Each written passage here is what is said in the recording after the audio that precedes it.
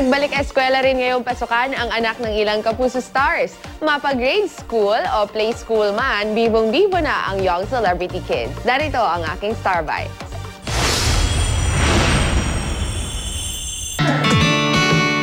Back to school na at ang ilang celebrity kids, excited na ring magbalik eskwela.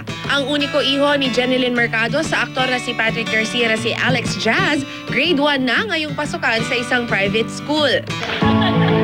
Si Lucho last school year graduate sa nursery 2 and this year magkikinder na siya. Kaya naman very proud ang kanyang mommy Juday at daddy Ryan Agoncillo.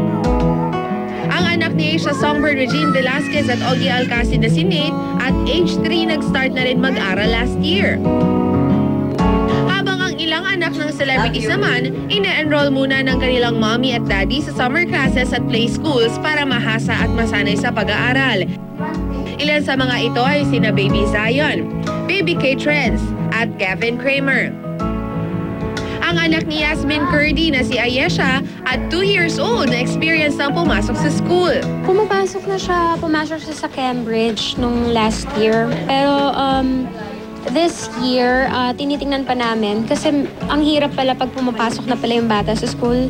Like scheduling, parang nag-iisip-isip kami kung next year na lang, 3 years old. Ang My Mother's Secret star na si Lotot De Leon, 2 pa sa 4 na anak nila ni Monching ang nag-aaral.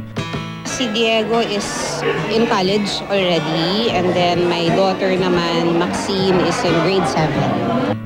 Lahat ng anak ni Lotot sa private school nag-aaral. Nauna nang nakatapos si Janine Gutierrez at ang sumunod sa kanya si Jessica na parehong Ateneans.